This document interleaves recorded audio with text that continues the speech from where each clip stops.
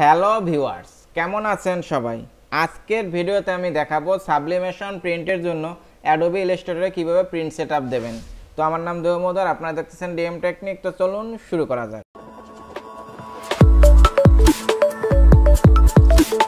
তা প্রিন্ট দেওয়ার জন্য আমরা এখান থেকে যাব ফাইল থেকে যাব প্রিন্টে। আবার আপনারা এটা কিবোর্ডের শর্টকাট কি কন্ট্রোল পিতে প্রেস করলে হবে।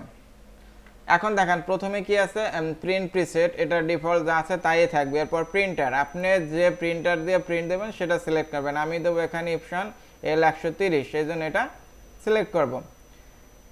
এরপর আপনার এখানে আছে মিডিয়া সাইজ দেবেন আপনার যে পেপারের সাইজ, যদি A4 হয় তাহলে A4 দেবেন, যদি A3 হয় বা অন্যটা হয় তাহলে অন্যটা দেবেন। আমি A4 দেবো, এই জন্য A4 দিলাম। এরপর এখানে আছে দেখেন প্রিন্ট লেয়ার্স, এটা ডিফল্টভাবে যা থাকবে তাই থাকবে, কিছু করার দরকার নাই।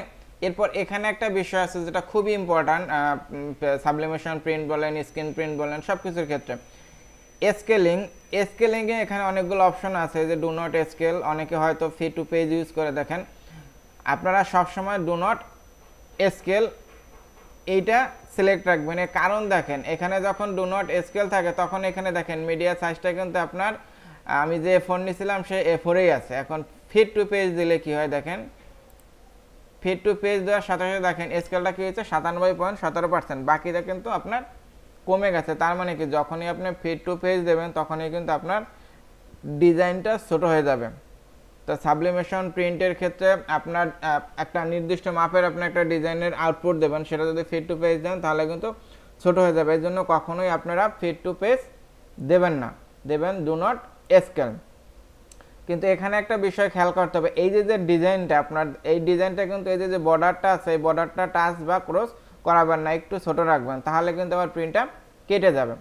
এখানের যে সেটিং ছিল কমপ্লিট, এরপর যাবেন সেটআপে, এরপর কন্টিনিউ, এরপর প্রিফারেন্সেস।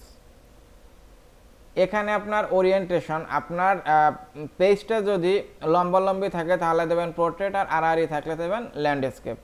এরপর আছে পেপার টাইপ, সাবলিমেশন প্রিন্টের ক্ষেত্রে পেপার টাইপ দেবেন ইপসন মেট, কখনোই প্লেন পেপার দেবেন না, তাহলে কোয়ালিটি ভালো আসবে না। ইপসন মেট দেবেন, আমি এটা প্রতিদিন করি, প্র্যাকটিক্যালি দেখেছি, খুবই ভালো হয়।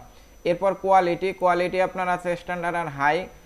আমরা জানি সাধারণত হাই কোয়ালিটি দিলে ভালো হয়, কিন্তু সাবলিমেশন প্রিন্টের ক্ষেত্রে হাই কোয়ালিটি দেবেন না, কারণ হাই কোয়ালিটি দিলে প্রিন্টে কালি বেশি আছে, যখন সাবলিমেশন প্রিন্ট দেওয়া হয় তখন কিন্তু সমস্যা হয়। আর আপনারা যদি মনে করেন যে আপনাদের প্রিন্টার দিয়ে হাই কোয়ালিটি দিলে তারপরও সুন্দর হয়, তাহলে ইউজ করতে পারেন, কিন্তু আমি কাজ করে দেখেছি স্ট্যান্ডার্ড দিলে বেস্ট হয়, এই জন্য আমি স্ট্যান্ডার্ড দিলাম। এখন আপনার যদি ডিজাইনটা কালার হয় তাহলে কালার দেবেন, আর যদি ব্ল্যাক হয় তাহলে এখান থেকে গ্রে স্কেল দেবেন। তো আমারটা ব্ল্যাক, এর জন্য আমি গ্রে স্কেল দিলাম। এখানে আর কোনো কিছু করার দরকার নাই। এরপর যাবেন মোর অপশন, এখানে এডিশনাল সেটিং দেখেন, এই রোটেট 180 ডিগ্রি, এটা তো টিক দেওয়ার কোনো দরকার নাই। হাই স্পিডে আপনার ডিফল্টভাবে টিক থাকে, এখন হাই স্পিডে যদি আপনি টিকটা উঠিয়ে দেন তাহলে কিন্তু আপনার প্রিন্টটা অনেক দেরিতে বের হবে, তাহলে অনেক সময় লাগবে, তো সেজন্য হাই স্পিড দিয়ে দেবেন। আর একটা ইম্পর্ট্যান্ট বিষয় সাবলিমেশন প্রিন্টের ক্ষেত্রে, সেটা হলো মিরর ইমেজে টিক দেবেন, কারণ প্রিন্টটা উল্টাভাবে বের হয়, পর টি শার্টে আপনার ঠিকভাবে প্রিন্ট হয়, এটাই আপনার সাবলিমেশনের সিস্টেম, সেজন্য অবশ্যই মিরর ইমেজে টিক দেবেন। দেন ওকে, এরপর এখানে প্রিন্ট।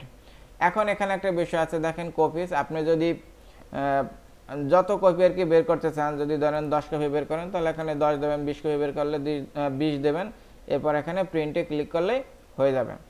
তো এই ছিল আমার ভিডিও। এটা বুঝতে যদি আপনাদের কোনো সমস্যা থাকে তাহলে অবশ্যই কমেন্ট করবেন, আমি রিপ্লাই দেবো। ভালো থাকবেন সবাই, নিজের খেয়াল রাখবেন। থ্যাংক ইউ বা টেক কেয়ার।